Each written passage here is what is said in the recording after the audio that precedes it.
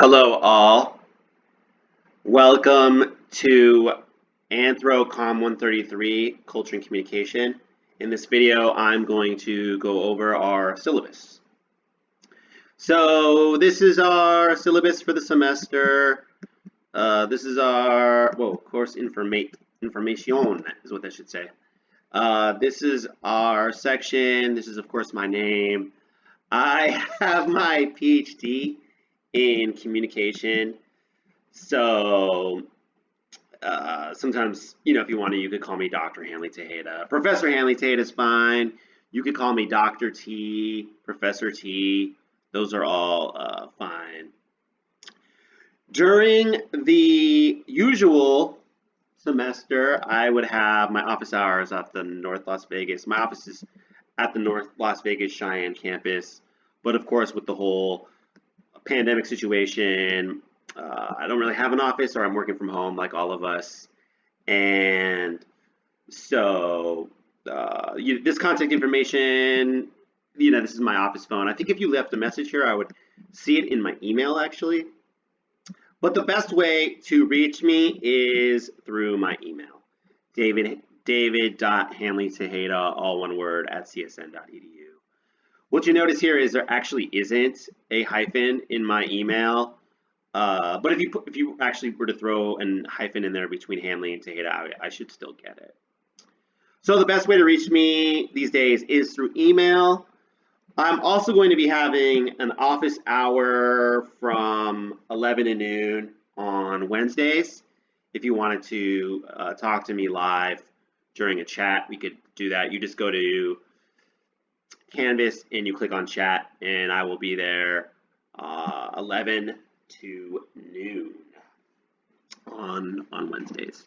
I'll also do my best to respond to emails within 24 hours, but during the weekend, yeah, it's best to give me a little bit more time on that. So this is all my contact info. Definitely, you can always shoot me an email about things. The book we're going to use this semester is Catherine Sorrell's Intercultural Communication, Globalization and Social Justice, 2nd edition. You should be able to get this at the campus bookstore. I think there's a curbside service, so you could order it and then have it delivered yourself. So that will be our book, and this is our core text for the semester. All of our quizzes and discussion boards and exams basically are built on concepts from this book. It's a pretty fun book. She tries to use hip hop in the book, which some people think she's trying a little too hard with that, but she is trying to make it an interesting book. Course description. So this comes straight from the catalog. You're going to get an introduction to theory, analysis, and practice in understanding culture and its impact on communication. Emphasis on the use of cultural awareness and multicultural sensitivity to improve oral and written communication skills, same as Anthropology 133. Yeah, so this course is about really kind of building a kind of cultural self-awareness, cultural awareness, multicultural sensitivity, so you can communicate with diverse audiences in a well-informed, sensitive, and effective way. So that's what we'll be working on this semester. Then there's also this stuff about how sort of the context for the course, right? And this idea that we've become a more globalized world, right? And this is that we're all more interconnected than we've ever been before. Particularly through things like media and technology, we've all been linked in this multitude of ways, right? So you can instantly click, send an email, and instantly, bam, it goes around the world, right? Things like social media, right, have had an impact on protests worldwide, right? Just think of something like Black Lives Matter, right? So our world is more intimately connected, right? Even in terms of our economies. And so the ability, right, to communicate with diverse audiences, to communicate with different cultures, people of different cultures, is really a very vital skill, right? And so that's what this course is about. This course offers varied perspectives on communication across cultural boundaries. Yes, so communicating in this very diverse world. You will not only get a taste of how social and cultural forces affect human interaction in various international cultures and professional contexts, you will also examine some of the many co-cultures in the United States. Yes, definitely. We're a very diverse society, U.S. North American society, and so we'll talk about all that and the conflicts that go on with our various cultures, right? The clash of certain values and groups that we see now, right? Especially in the realm of politics.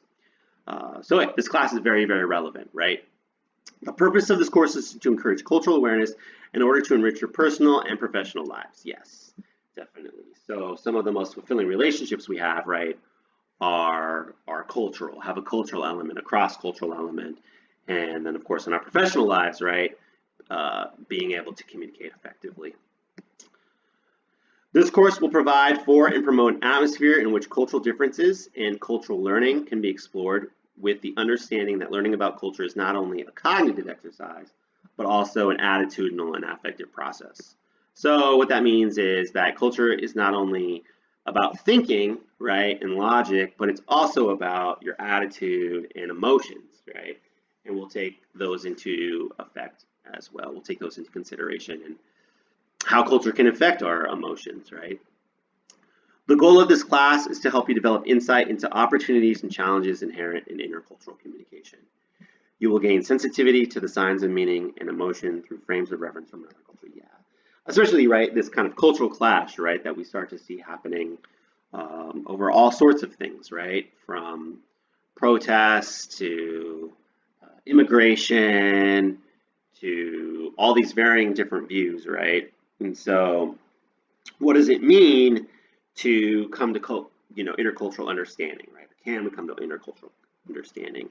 And that's what this class is about building this kind of sensitivity, this kind of competence or ability to navigate this diverse world, this smaller, more connected world.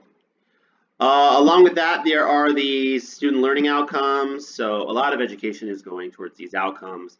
Basically, like at the end of the course, you should be able to do these skills, right? So at the end of our course, you should be able to explain the impact of culture on the communication process.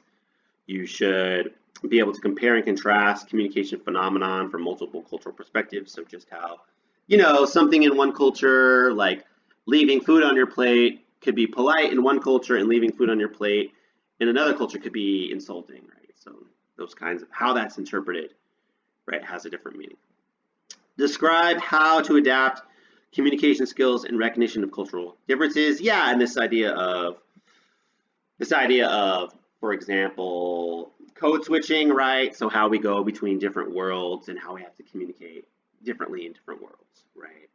Often bilingual communicators, right? They have to speak one language in one setting, and then they go into a different setting, and they have to speak another language, right? And so we all kind of navigate that, and so becoming aware of how we can navigate these different cultural settings. Explain personal and cultural biases in their communication. Definitely, we'll talk about racism and prejudice and gender bias and these sorts of things in our class this semester. So those are the learning outcomes. And then these are the assignments. We're going to have 2 exams. You'll have a midterm and a final. And those are cumulative, so they sort of build on everything. The final will be cumulative. It kind of will encompass everything, and the midterm will also be cumulative. It'll encompass what we've covered to date. There will be 3 quizzes, which are mostly based on the book, and so really having the book and reading the book is going to be important for your success. So every 3 chapters, we will have a Canvas quiz. It's actually a lot of multiple choice, but then also a couple short answer questions. So you'll want to do well on those. So we'll have 3 quizzes. And then the bulk of the big major assignment this semester is doing a cultural identity essay and interview. And this is where you explore your own culture and your own cultural history and familial history. And the first thing you kind of want to start to do is think about who in your family is knowledgeable about your family history, right? And start to think about like, who am I? What are we? What is my group of people? What is my culture? And sometimes it can be very hard for students to think of themselves as cultural beings, and so that's kind of the challenge of this big, uh, the big project that you'll do this semester is, who am I? What am I? What has my history been? What has my family history been? What has my cultural history been? And start to think right now, who would you interview in your family that who's the person in your family that has knowledge that about your family story, right? Your immigration story, your history, right? And so start to think of this family member who you could have access to that you could interview. Yeah, that's the thing, you have to have access to them. Have to be able to call them or sit down with them face to face would be best. But yeah, if you could call them, you could email them as well. You could formulate questions and then have them email you back. But you have to be able to have access to them. So that's the first step, is who are you going to interview? And then I'll get into more about the essay, I think next week, and I'll give you a heads up on exactly what I'm looking for this big semester assignment. Then you're going to present the paper to the class. Because we're virtual this semester, right? You're going to record a video, short video of highlights of your paper, and I'll talk more about that, but that will be a video that you'll post, and of course you'll respond to other students' videos because I want you to sort of learn from each other, and that's really what the strength of a class like this is seeing the ways that we are both similar and different, and I think you should have a profound kind of awareness of that as you listen to others present and you hear your own story.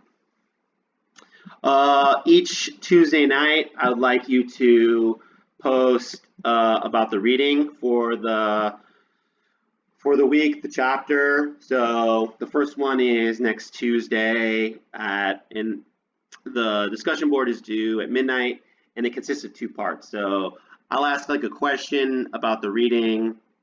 You respond to that question is the first part. So an original post, and then you're going to want to respond to another classmate, and that's the second part. And try to have a genuine interaction with the classmate, right? Don't just say great comment. Try to ask a question or to have a helpful interaction with the student that advances our conversation, right? So those are due on Tuesday night, and then based on the readings. Now, the next thing you're going to do for the week is it's an engagement. So this is kind of new for this course, but what I want you to do is you're going to respond to a poem, a video, a commercial, an image, and you're going to apply what we've been talking about with that week to some sort of artifact, right? So how does the poem show code switching, right? How does this video show the complex hybrid space, right, or something like that, some sort of concept, right? And so you're going to be responding to some sort of artifact, right? So whereas the discussion boards, it's about your reading, the Canvas engagements are more about some sort of artifact, some sort of song, video, image that you're going to be responding to. And I'd like for you to do that by Thursday night at 11:59 p.m. And this will also consist of 2 points. So 2 parts. So you're going to respond to the question, the artifact, and then you're going to interact with a fellow student's post. And then participation, right? Making sure you're participating, that you're checking Canvas is an important part of our class. And so there's 50 points for participation. And this is good to read. So as members of a virtual learning community, your presence is appreciated and your absence is noticed. The contributions you make to class help us both sustain our community and to engage in the material in ways we likely would not if you're not here. As such, the class values you being with us in the virtual environment. Additionally, when you enter into the learning community by registering for the course, we agree to a tacit social contract The contract ensures that all participants, you and I, will attend every class meeting, engage one another in an informed and spirited manner, and complete all assigned responsibilities on time. This course emphasizes dialogue to engage in intercultural communication concepts. Your participation, preparation, positive attitude are necessary. So basically making sure that you're interacting in our course, that you're checking Canvas, that you're posting regularly, and you should get those participation points. So there's about 860 points for our semester. Again, a lot of the points come from this identity paper and interview, so make sure that you take that seriously and you do a good job on your cultural identity paper. The breakdown of points I think is pretty basic, but you have to get about a 93% to get a full A. And yeah, that's a breakdown of the percentage of points. Miss late work, in general, no makeup work is accepted or allowed, but at my discretion, I will allow you to, I'll accept the makeup work with a 10% grade reduction. And, you know, if you communicate well, you know, I know stuff happens, life happens, work happens, things happen. So just give me a heads up on that, and I should be pretty good about working with you. But yeah, stay on top of it and communicate with me. Get in the habit of checking your email. That's a major way that we'll be communicating. I like to send like weekly roundup emails, so I'll be sending those. This is about plagiarism, so making sure to avoid plagiarism. One of the things that you're supposed to do in college is engage other people's ideas, right? Particularly written ideas. And so you're supposed to encounter these ideas and use them, but you need to cite them, right? For the cultural identity paper, you're going to be citing our book, you're going to be citing your interviewee, and you're going to be citing at least one outside source. So making sure that you're citing whenever you use ideas and words that aren't your own, right? And we'll talk more about that. And if you have questions about how to avoid plagiarism, reach out to me, a librarian, or student success coach, right? This is a note on civil discourse from my colleague Joe Hasser. Basically, that we could disagree, right? And this part of the learning process, right, is disagreeing. It's healthy to disagree, and so genuine debate requires our respect of one another, right? Particularly in this class about cultural sensitivity. So we want to avoid using hate speech, sexist, racist, ethnocentric, homophobic, sizist, ableist, and ageist speech, right? So being respectful of others, even when we disagree, especially when we disagree. And that will help us in our online environment as we discuss lots of issues, right? Lots of current events and issues that are going on right now. Also, this is about speeches, right? If you're ever presenting, right, making sure to give the audience a heads up when you cover something that could be triggering.